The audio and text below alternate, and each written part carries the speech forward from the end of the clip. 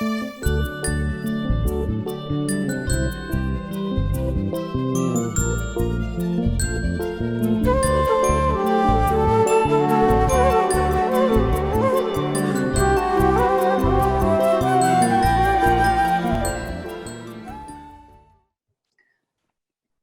everyone, and Imamat Day Mubarak. Welcome to this special Imamat Day Aspire session with Dr. Shainool Jiwa. This series aims to explore topics related to faith and the world in the current times that we find ourselves in, and to provide avenues for thoughtful reflection and inspiration.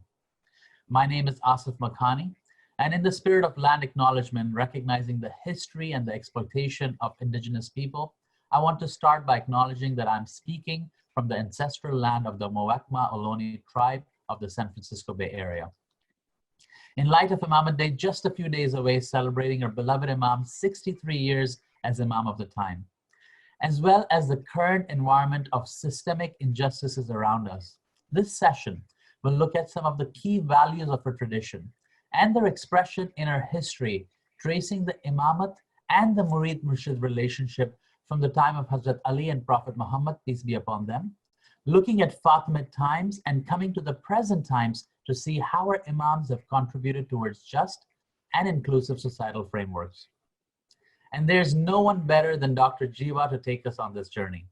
Dr. Shainool Jiwa is the head of Constituency Studies and a senior research fellow at the Institute of Ismaili Studies. Dr. Jiwa has over 30 years of teaching experience at several academic institutions, including the IIS. Dr. Jiwa is a member of the Board of Governors for Edinburgh Napier University since 2012. She was appointed by Her Majesty Queen Elizabeth II in 1998 as a part-time commissioner for the Mental Welfare Commission in Scotland, leading to a listing in Who's Who in Scotland, where she continues to be noted since its 2000 publication. Dr. Jiwa is a specialist in Fatimid studies. She has written several journal articles, chapters, and books. Her latest publication, The Fatimids, The Rise of a Muslim Empire, is a World of Islam series title, for which she also serves as the series general editor. She is also the co-editor of the Shi'i World, Pathways in Tradition and Modernity, and the Fatimid Caliphate, Diversity of Traditions. She has also edited and translated key medieval Arabic texts relating to Fatimid history, including Towards the Shi'i Mediterranean Empire and the Founder of Cairo. We will begin with a presentation by Dr. Jiwa, followed by a discussion based on the questions submitted from the audience. Thank you, and Dr. Jiwa. Thank you very much, Asif, for that very kind and generous introduction. Imamat Day Mubarak, everyone. It's a delight to be with you, particularly during this week of the Imamat Day celebrations that we are all partaking in. And in that sense, the topic is very befitting. We are looking at understandings and articulations of Imamat, particularly the values that underpin the Ismaili Imamat today as a Muslim model of authority and leadership. And in doing that, as Asif very kindly reminded us, we will do this journeying through our history and look at select examples from the time of our beloved Prophet Muhammad sallallahu alaihi wa alihi wasallam, from the time of Hazrat Ali, as well as the other Imams, particularly in the Fatimid period of our history, when the Imams ruled as caliphs over the vast regions of the Muslim world. And in doing that, we will pick up examples of how the Imams espoused justice and how the believers, the followers, what we would today refer to as murids, worked alongside the Prophet, worked alongside the Imams in fulfilling their vision of a more just, a more inclusive, a more righteous society as could be feasible in their time and circumstance and in their geography. So let's begin by looking at some material that will help us walk through some of these key ideas. So let's begin this exploration together by looking at a verse from the Holy Quran. You will notice in this verse, God says, say, my Lord has commanded justice. So set your faces towards him at every place of prayer and call upon him, devoting religion entirely to him. Just as he originated you, so shall you return. This idea of commanding justice, of God commanding justice, and of tying that idea to Iman, to giving devotion to God, to giving obedience to God, to leading what is called a God conscious life. These two ideas of God consciousness as being submissive to the will of God, as well as ensuring that justice prevails. These ideas of adal, as it's called in Arabic, and iman are very closely integrated to form the Muslim understanding of ibadah, of worship as it often gets translated, but ibadah also includes ethical action. And we find several verses in the Quran, as I have shown down in the slide here, where God, in referring to several different situations, will then end the verse in the Quran by saying, truly God loves the just. So this idea of justice is embedded right through the Quran as an underlying value. It becomes the cornerstone of Prophet Muhammad's mission as well. We find that the Prophet, of course, received revelation in 610 CE. And for the first decade, he spent his time promoting the message of God in Mecca. However, there were those who found this message as directly threatening to their worldviews, to their religious beliefs, particularly from the tribe of the Quraysh to which the Prophet belonged, because they were the most socio-economically powerful and politically powerful tribe in the region. And so much as the Prophet tried to convey and communicate this message, and a number of believers joined the mission of the Prophet, continuing the stay of the Prophet in Mecca became untenable, especially after he lost his beloved wife Khadija and his uncle Abu Talib, the father of Hazrat Ali.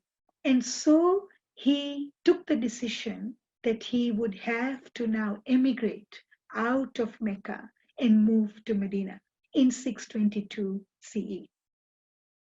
In planning this emigration, in planning this hijrah, a number of believers, a number of supporters of the Prophet's cause enabled him to undertake this major mission in life.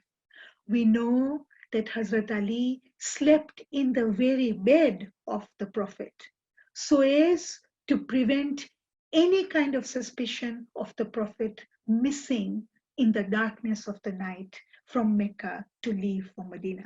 We know that Hazrat Abu Bakr, who went on to become the first caliph of Islam, spent a great deal of wealth in ensuring that all the supplies and resources could be made available for their journey. He also personally accompanied the Prophet from Mecca to Medina.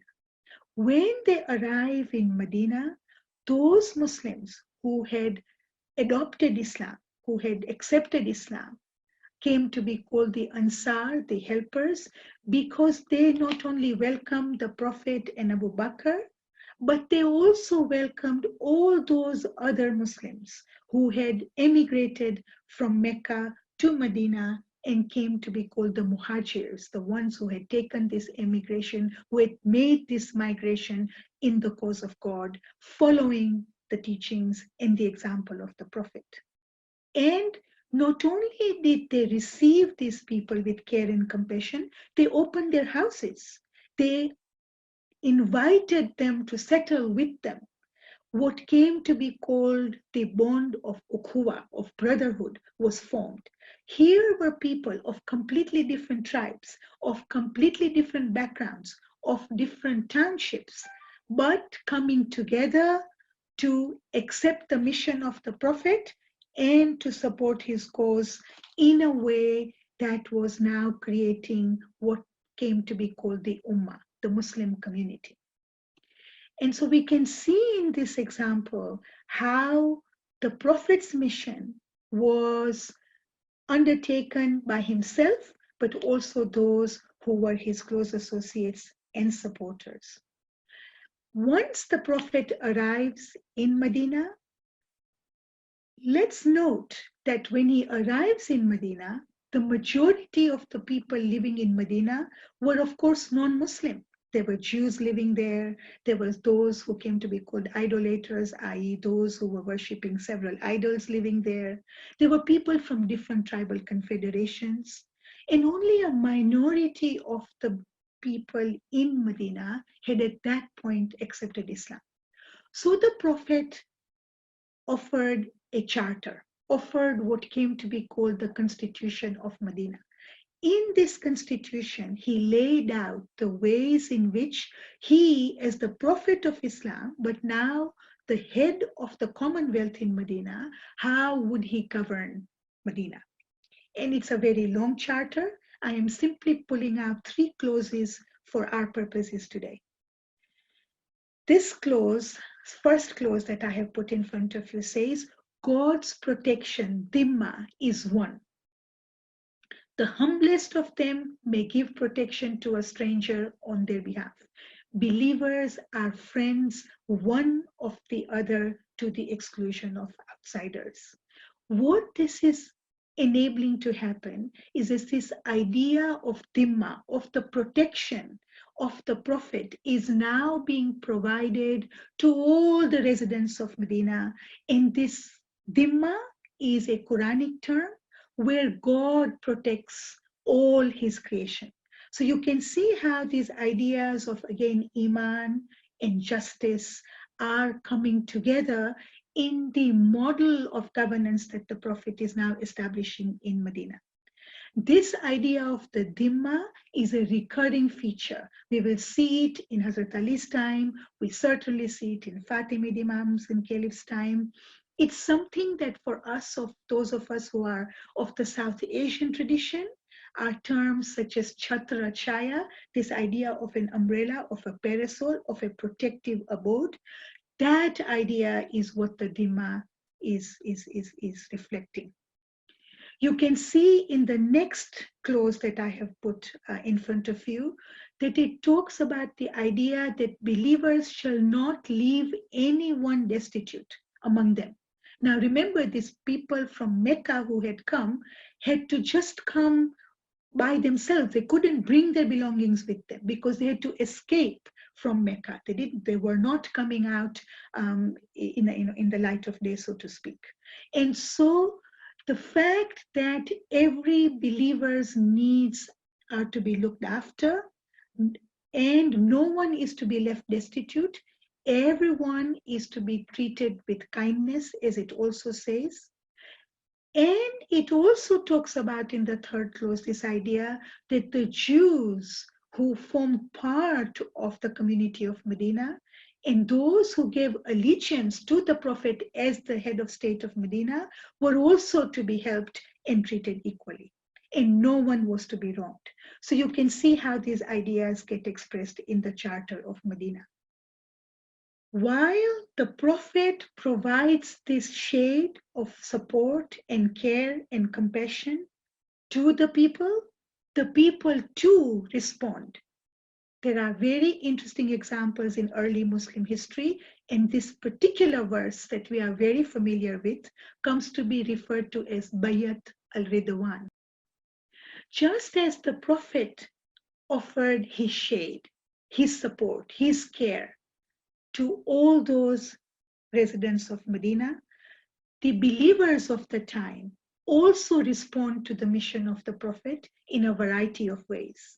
One way they do so is by giving bayah to the Prophet, by giving their allegiance to the Prophet. And here is a verse that we are familiar with. Inna alladhina yubayi'unnaka innama yubayi'unna Allaha yadullahi fawqa aydihim. فَمَنْ نَكَثَ فَإِنَّمَا يَنْكُثُ عَلَى نَفْسِهِ وَمَنْ أَوْفَى بِمَا أَحَدَ عَلَيْهِ اللَّهَ فَسَيُؤْتِيهِ أَجْرًا عَظِيمًا. This verse is referred to in the Quran as Bayatul Ridwan. And this particular bayah was taken just before when the Prophet was trying to go from Medina to enter Mecca after several years of being in Medina, because he wished to perform the Hajj in Mecca. But the Quraysh in Mecca blocked him and the people who were with him.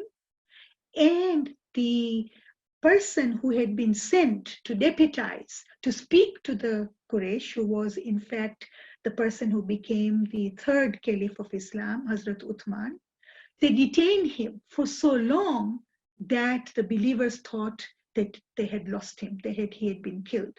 And so at that moment of tremendous uncertainty and confusion and fear, the Muslims gave their bayah to the Prophet and reinforced their trust and allegiance to the Prophet.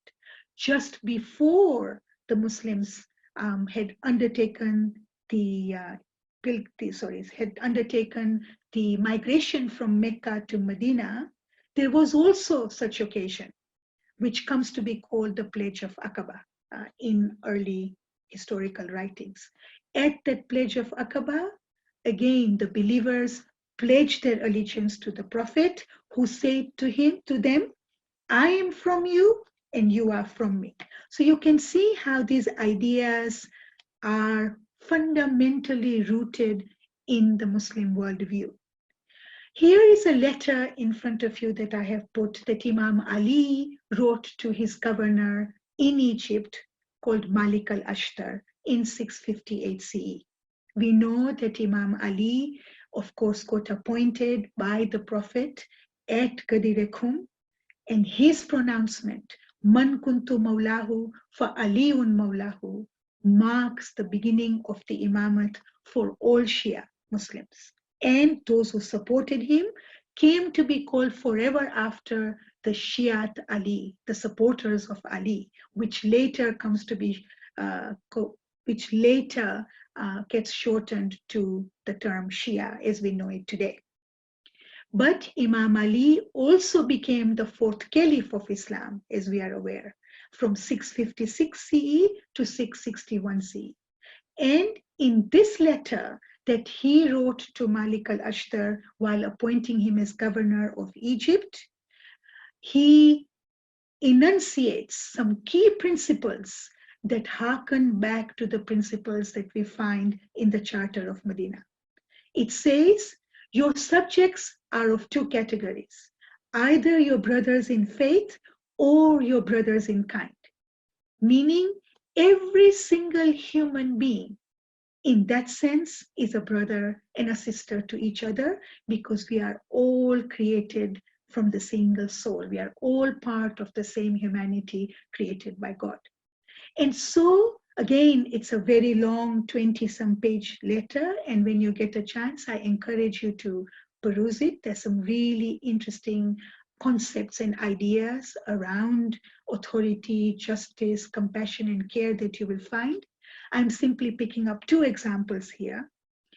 After speaking about various sections of society and how the governor should deal with them, Imam Ali makes a particular point to remind Malik al-Ashtar that those who are of the lowest class, those who are the poor, the destitute, the penniless, and the disabled, those who are aged, those who do not have the means to provide for their own livelihood, these are the people that he, the governor, needs to pay particular attention to and to ensure that they are treated fairly and justly.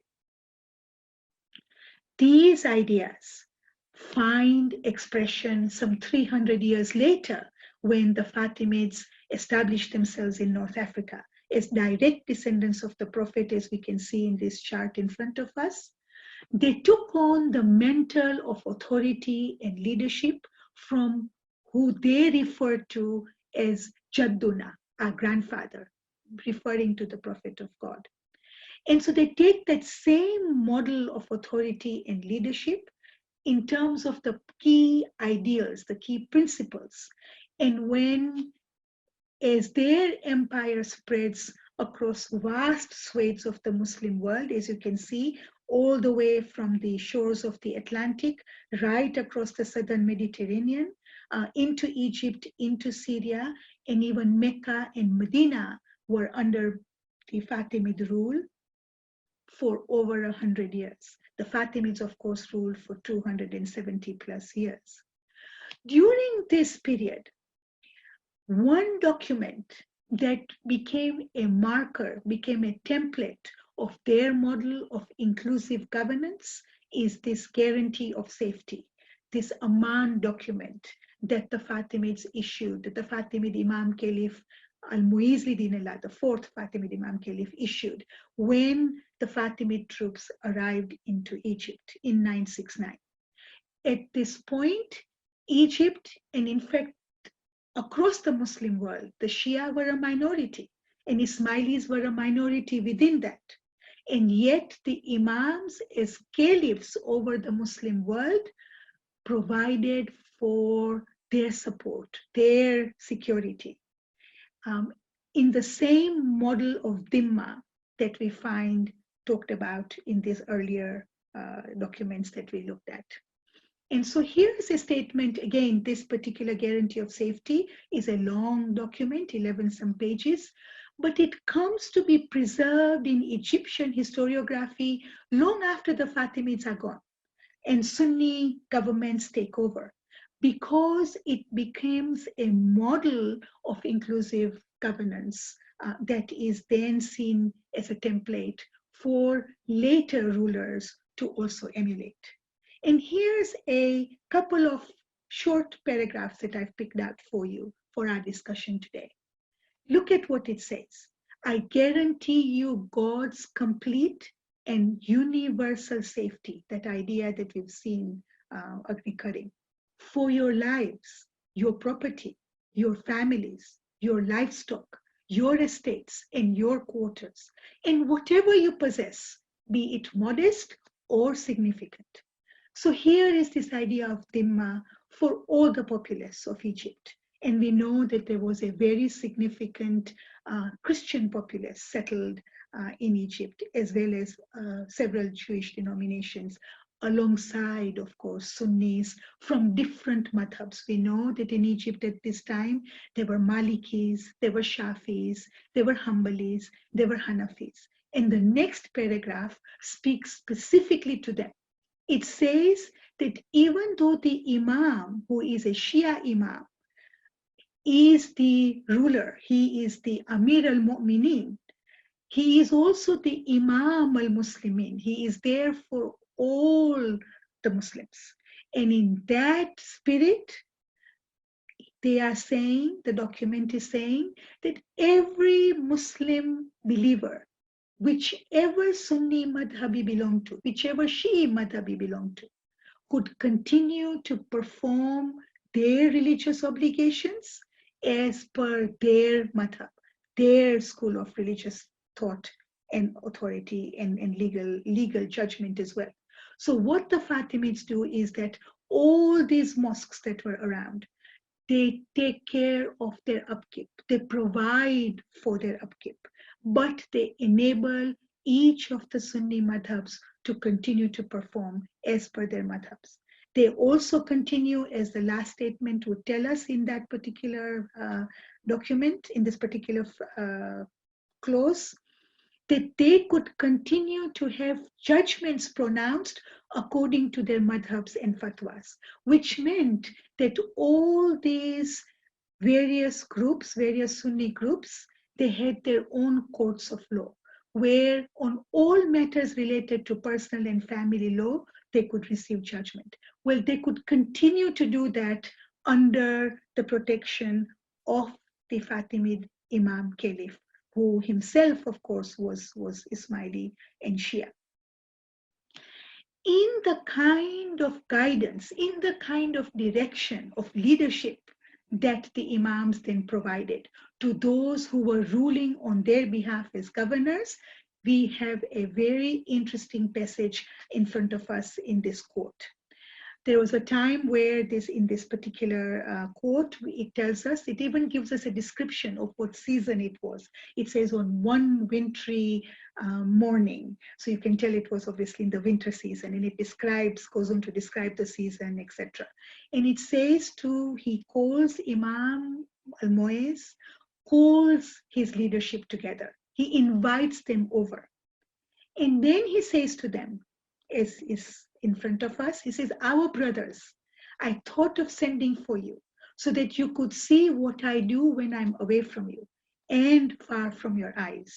My status exceeds yours only because I have responsibility over your affairs on earth and because God has singled me out as your Imam. I busy myself with letters that come to me from the east and the west, to which I respond in my own hand. So when you are on your own, O sheikhs, do as I do. Do not be haughty and imperious, lest God withdraw his favors from you and bestow it on others. Show compassion to your subordinates who have no access to me, just as I am compassionate with you. In this manner, benevolence may abound, virtue may prevail, and justice may thrive among the people. You can see how these ideas of benevolence, of compassion, of justice, of making the sheikhs available, the leaders available to the people whom they are entrusted to govern, is a core idea that is coming through in this particular guidance of the Imam.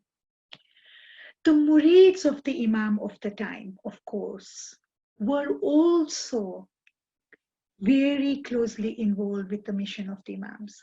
And we know that it was the Ismaili Dawa, it is the Dais, it is the emissaries, many of whom had given their lives even in the establishment of the Fatimid Caliphate in North Africa.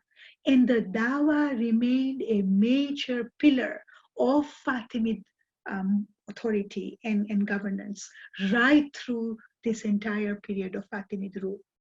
And the Dais, after the Imams had established their authority, continued to be the link between the Murid and the Imam, providing guidance to the believers of the teachings of the Imams, of the teachings of the Prophet, and also being the ones who ensured that understandings and articulations and practice of faith could be best fulfilled and performed as per the time and circumstance in various regions of the Muslim world. Those that were already under Fatimid rule, but also ones that were not directly under the Fatimid rule, but where the Ismaili Dawa flourished. And here is a beautiful quote that we have from Imam-murid just before the troops were going to set out all the way from North Africa to Egypt, which took them a better part of the year to journey. The Imam addressed the troops, and those who had given allegiance to the Imam as their Imam of the time, he speaks to them. And again, there is a long quote. I am just giving you a short excerpt from it. It says, indeed, when you are physically away from us, our souls are together in our mutual love for each other and in our affection for you and in your affection for us. The Imam says, indeed, when you are physically away from us, our souls are together in our mutual love for each other and in our affection for you and in your affection to us. Your souls are close to us even if our bodies and locations are apart. The closeness in wilaya, which is love and devotion to the Imam, is more precious than closeness in blood relationships. In today's time and context, we would recognize this as an expression of Imam-murid relationship, as it was for the murids of that time, who are being given this tremendous, powerful connection to depart with from the Imam of the time.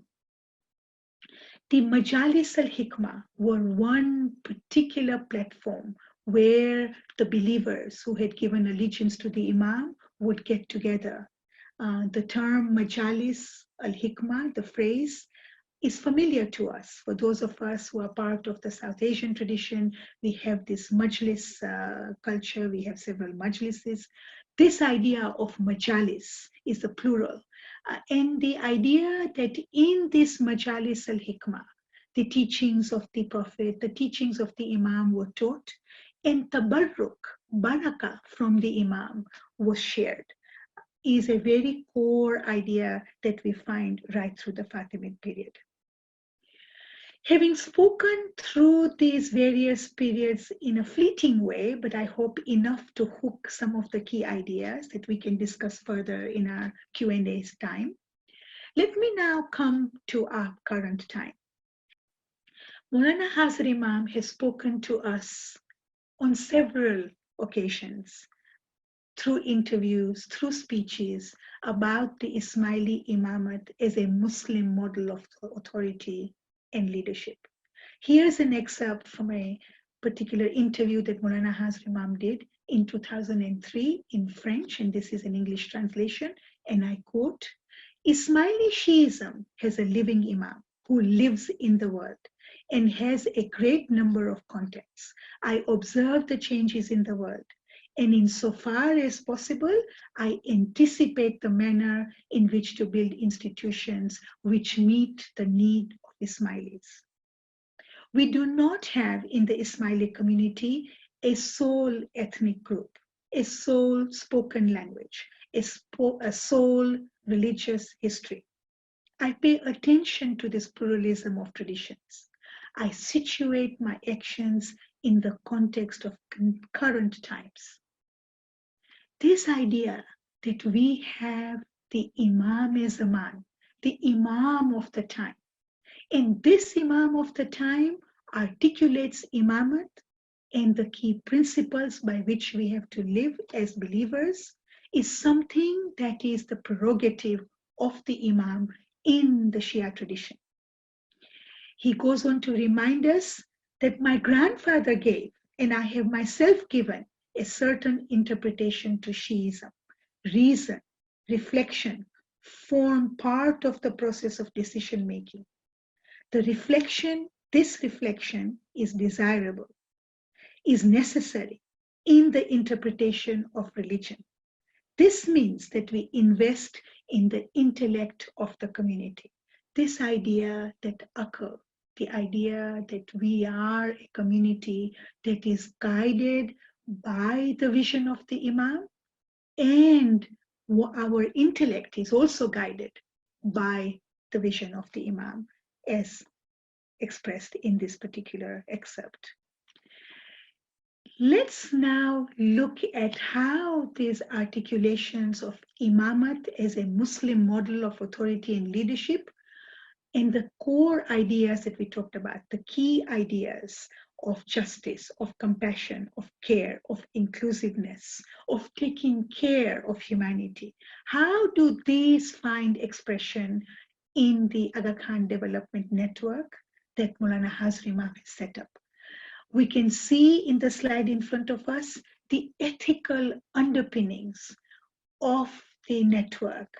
So the network is there as a humanitarian effort to ensure that in areas of education, in social issues, on economic issues, on various other aspects, the environment, music initiative, the Aga Khan Museum that we have, the Center for Pluralism, all of these initiatives are underpinned by ethical underpinnings that are part of what it means to be a Muslim, of what were and what are the ethical underpinnings that we find in the message of the Quran and in the life of the Prophet and in the Imams who have come prior to the current 49th manifestation of Imamat that we have in Maulana Hazar Imam.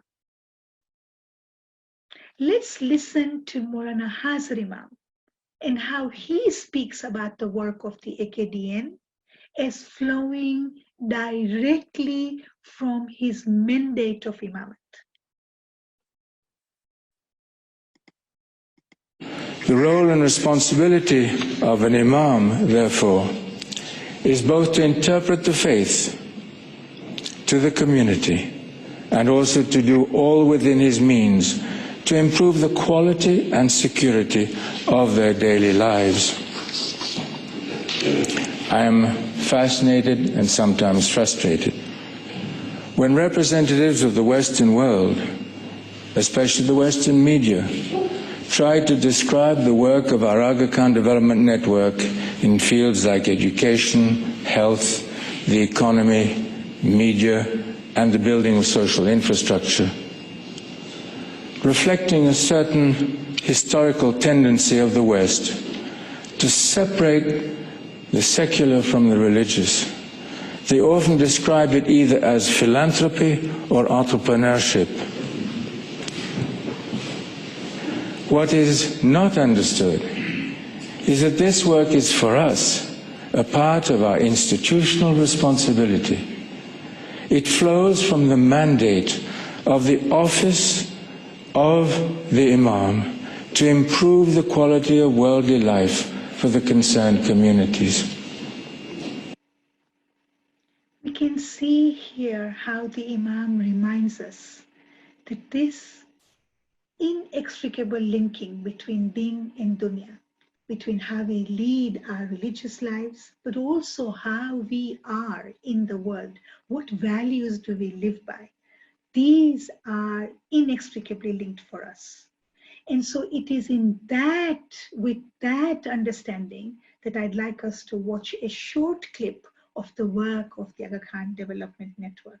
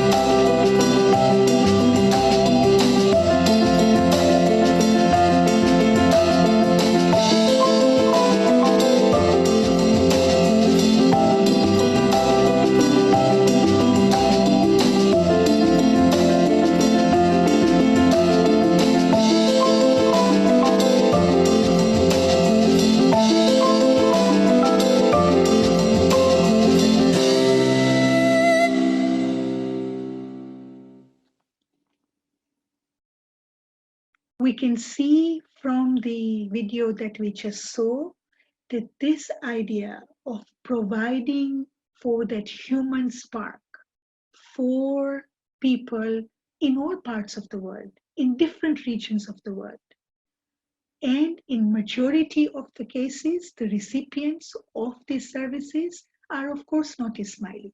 And yet Ismailis, wherever they reside and wherever the AKDN projects are among the largest group of people who volunteer in the work of the Imamat. And they do so as part of their expression of course, the Imam-murid relationship. Because this idea of Din and Dunya for us are inextricably linked. This idea of attending to our spiritual and material worlds are for us meshed And it is through these institutions today that the Ismaili Imamat finds one avenue to respond to the social needs of the world at large, what has often been called as realizing the social conscience of Islam. Murids, of course, of the Imam find all sorts of ways of expressing their Imam-murid relationship. Some may find it in serving through the avenues of the AKDN. Some may find it through the TKN avenue that we also have. Some may find it in the way that they serve other members of the Jamaat, in Jamaat Khana or in other ways. Some may find it in ways by which they address issues of inequity, of justice, of being more inclusive, of being more compassionate and caring in the world around them. So there are several ways in which murids of the Imams have always worked side by side with the Imams in fulfilling the vision of the Imams and of the Prophet in his time of a more equitable, a more just, a more righteous society. And these aspects are as much part of Ibadah as they are in terms of one's performance of prayer and other obligations that we may perform in our love and devotion to God. Thank you. Thank you, Dr. Jiwa. I think there were some brilliant insights and connections that you were able to tease out from over 14 centuries to showcase the connection and the continuity of our values expressed by the Imamat. So thank you for that. I want to move to a set of questions that are coming from the audience as a follow-up from your presentation as well. As you traced in your presentation, the Imams have always stood for justice and protection for the weak, independent of their faith, origin, or race. As we observe injustices, direct and systemic violence here in the US, how do we understand the role Imamat takes vis-a-vis the responsibility of the individual to take action against these injustices? That's a great question. And of course, it's a burning question, as you said, right now with all that's going on in the US, but also in many parts of the globe. We just have to look around us. I mean, the kind of situations that people are facing, the kind of injustices that several communities are facing, several individuals are facing in many regions of the world is, of course, of great concern. And so how do you respond to these, right? And I guess from my own personal point of view, in how I understand this, is that the Imams and the Imamat provide values, they provide perspectives, they also provide frameworks.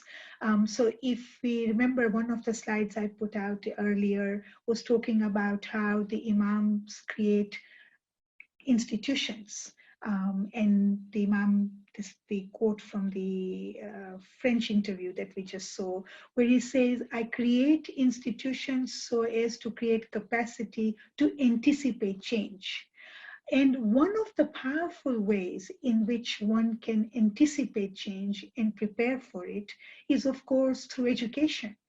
If we can educate better around issues of pluralism, because we know that we are not born pluralistic at all, that we always have a preference of our own, and yet to educate around ideas of pluralism, on how to engage with difference, how to embrace diversity, how to live with people from different traditions, backgrounds, races, etc. That while this may sound like a very slow way to do it, it's actually a very steady way to do it as well, because you are creating a mind shift in society. You're enabling a shift, a paradigm shift to happen in terms of societal attitudes. So to my mind, the various institutions of Imamat, right from early childhood education all the way to the universities and the Global Center of Pluralism, etc., are all geared towards this better understanding of of how we live and engage with difference, with equity, with compassion, with care. As far as individuals are concerned, the Imam has often reminded us what are the ethics of our faith. That the ethics of our faith are around engendering peace, of being tolerant, of being generous, of being accommodating. To my mind, each one of us as human beings who has a spark of God in us, which for those of us who have given allegiance to the Imam, that in following that guidance, in following those ideas, in following those principles and values, we have the agency to get involved, to do things, to become more aware, to better understand, to better respond to issues in society as we see best. So at this very, very challenging times where we are going through a worldwide pandemic, the safety and security of each individual, of their family, of their community is also something we need to pay attention to, of course.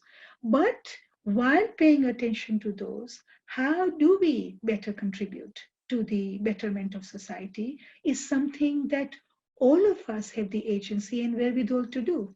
So to my mind, the institutions as guided by the Imam, and it is the prerogative of the Imam to provide guidance and direction and vision of how institutions should move forward when dealing with challenging situations, whether they are man-made or nature-made.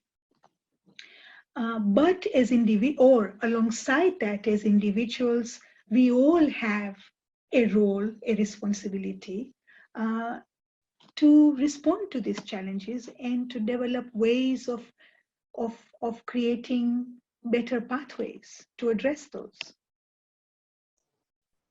Okay, that makes sense. I think this kind of balance between the individual and the inspiration from the Imamat to be able to guide and stand up for injustices in our own individual ways, that makes a lot of sense. I think, related to the current times, we have been reflecting inwards a lot, and building inclusive models of leadership is something many workplaces, organizations, as well as Jamaati institutions are striving for. And we often hear that the Fatimid times were a period of great humanism, where Imamat was able to model a pluralist ethos through their governance structures and policies. Can you share some specific examples, learnings, best practices that may be relevant to us today as we build more inclusive leadership within the Jamaat? It's a really important question. And upfront, let me clarify that, of course, the Fatimid period was 1,000 years ago. And in that sense, we are not talking for like, of course. It's a very different world. It's a very different society. And yet, it's very interesting that when Maulana Hazri Imam refers to that period, he doesn't generally talk about the fact that it was a very large empire and, that it had all these. He often talks about attitudes, and he picks up on attitudes of that time that would be of great relevance to us today. And off the top of my head, the three that come to mind are the role of the intellect, and relations between one tariqah in Islam and another tariqah being warm and cordial, and relations between Muslims and non-Muslims also being supportive and inclusive. And it's very interesting when you look at these three examples, or these three attitudes, which he has reminded us are attitudes that would be of great relevance for us in the 21st century. If you see how the Fatimids work on these, I find some really interesting models, at least to consider, some examples to consider. This idea of the role of intellect, let me begin with that first. Muslim societies, not just Fatimids, Muslim societies in the first 4 centuries of Islam were very open and inclusive in terms of transmission of knowledge, learning from different cultures, civilizations, etc. So you find that the Abbasid Caliph Al-Ma'mun establishes what comes to be called the Bayt al-Hikmah, where the translations from Syriac texts, from Aramaic texts, from Persian texts, from Indian texts, of the ways of understanding the world at the time, all the various disciplines as were known at that time. These texts get translated, and Muslim authors get to learn and engage with the human patrimony of knowledge. You find Cairo under the institution that Imam al-Hakim establishes, the Dar al-Hikmah, also serves in that way, where Muslims, non-Muslims, so they are Christians, they are Jews, they are Shia, they are Sunni, they could be Sudanese, they could be Slavonic, they could be Syrian, they could be North African, from different ethnic backgrounds, from different religious backgrounds. But those who are interested in scholarship, in learning, can come together and develop a deeper understanding of their world and ways of addressing the needs of society at the time.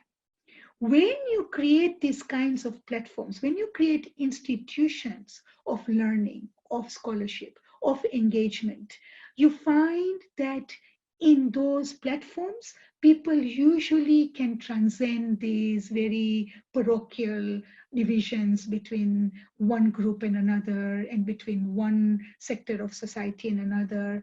So to my mind, this idea of the role of intellect is not just a cerebral intellectual exercise.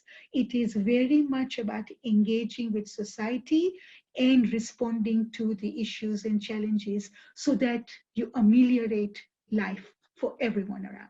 So to my mind, that's one example that comes to mind, that you find Fatimids establish these institutions of learning, and they collaborate and they contribute.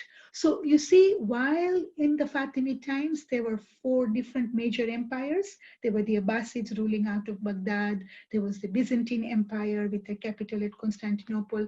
There was the Umayyad Empire with their capital at Cordoba, and the Fatimids, of course, ruling out of Cairo. While there were these political, of course, ideological rivalries, etc., the scholars, the people who were engaging in terms of the learning and transmission of knowledge, of course, there was a flow of these people. There was a flow of ideas. There was a flow of sharing of knowledge and understanding. To my mind, when we talk about the idea of the role of intellect then, as well as today, I see some of these resonances that could be of tremendous benefit today. In terms of creating better relationships with those among whom we live, you find that the Fatimids do this in several ways, and I'll just pick up one example in the interest of time. In the model of authority and governance that the Fatimids create, they follow the Abbasid model of creating the Wazirate, the chief minister, the appointment of the chief ministry. While the Abbasids used to appoint as chief ministers, usually people from a particular background, those who already had familial ties with the caliph's family, etc. So tried and trusted people. What the Fatimids do is something very interesting. When they come to Egypt and they establish this idea of the Wazirate, of establishing a chief minister role, in creating all the ministries under it. The chief minister could be a Muslim, could be a Jew, could be a Christian, could be a Sunni, could be a Shia. It didn't need to be that the chief minister had to become an Ismaili or be an Ismaili to serve in these roles. And what it allowed for is that it opened up the Fatimid model of governance for the best minds of the time to contribute, regardless of their ethnic background, regardless of their religious background, regardless of their racial background, etc.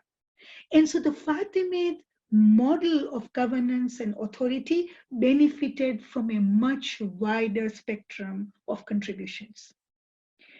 And it allowed also understandings about the Fatimid model to become much more acceptable, particularly because they were also ruling as a minority in terms of the Shia Ismaili Imam.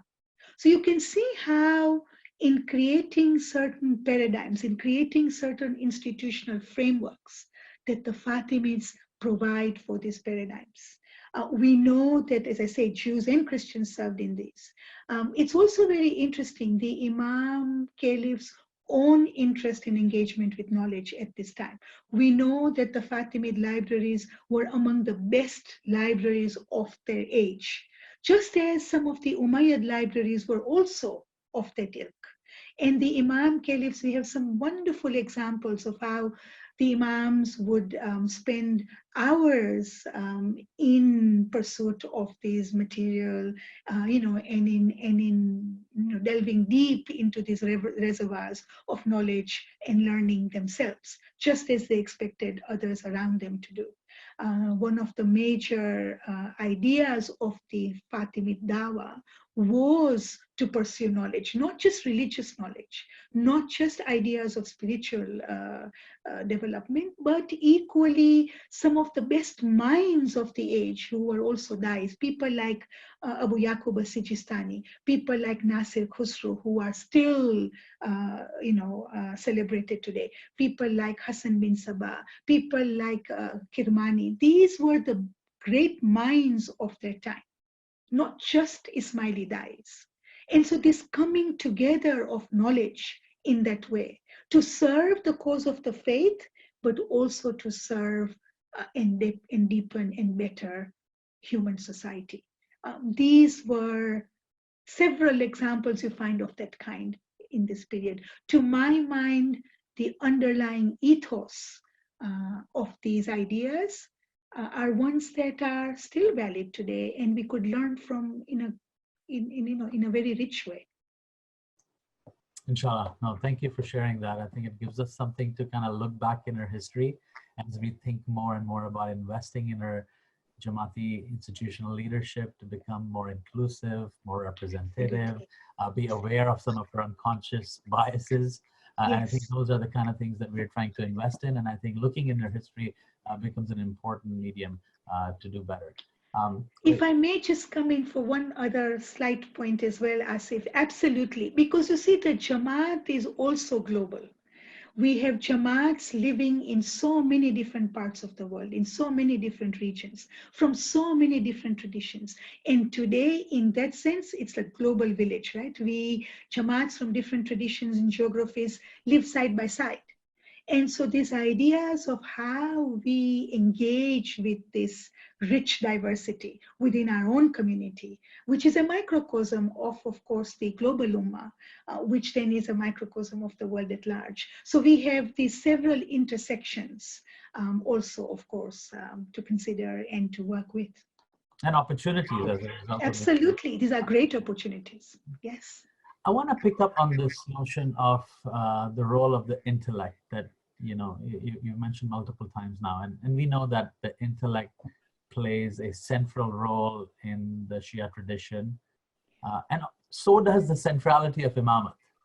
Yeah. So one of the questions that's often asked is, what is this relationship between the faith and the intellect as it pertains to the authority of the Imam of the time in our lives? And practically speaking, what does that mean in our day-to-day lives?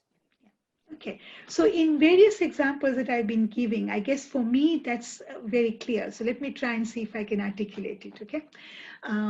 So when you think about this idea of revelation, right? We get revelation from God.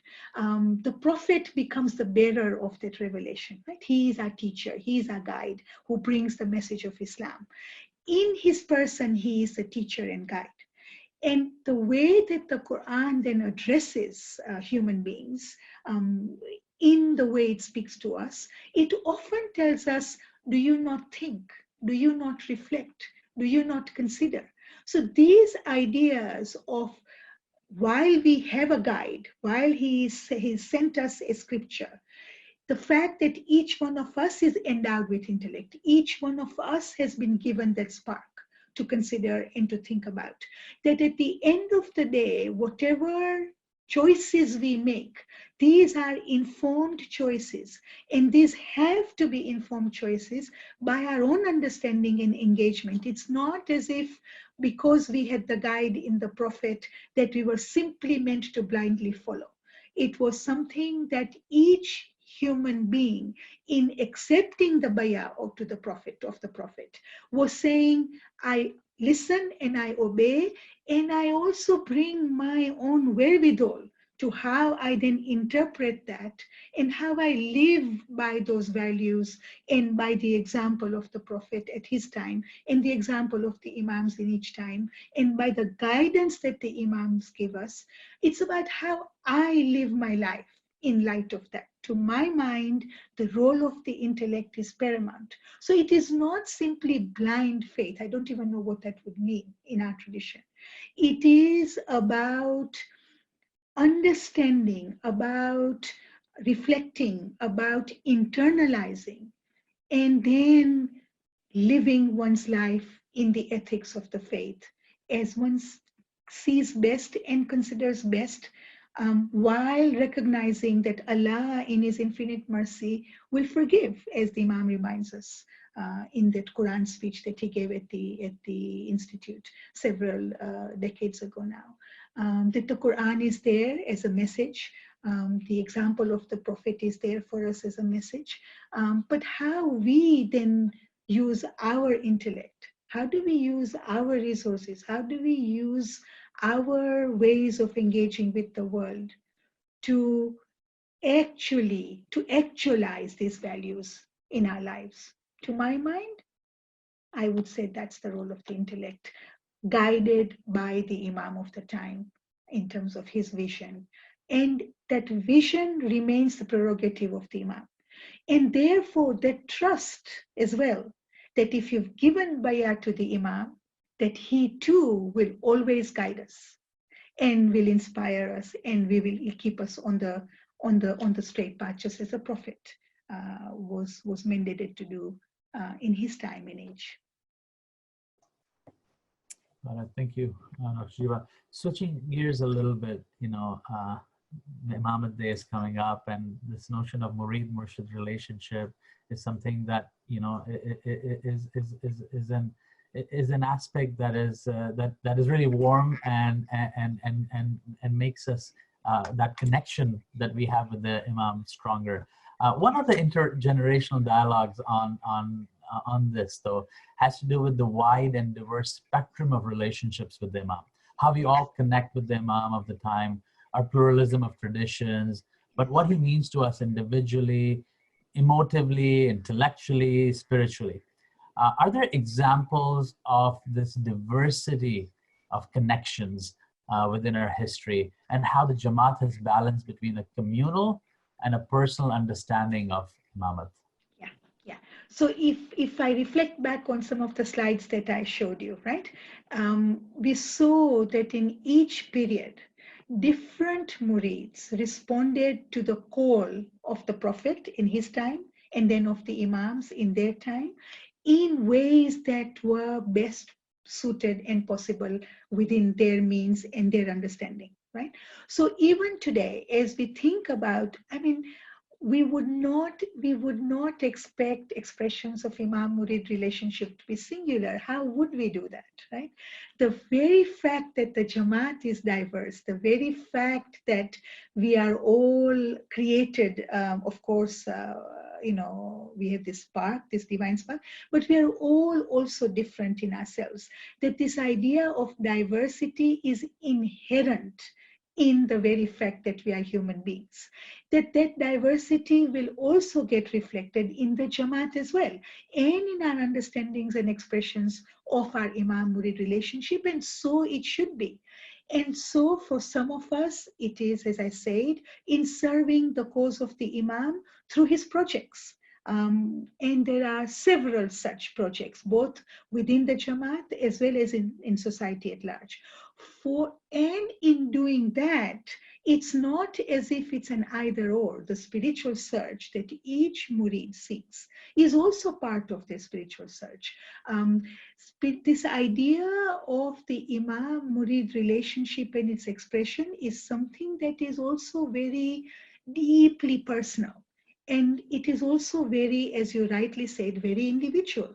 And each one of us experiences this differently at different parts of our life, at different times of our life, in different circumstances of our lives as well.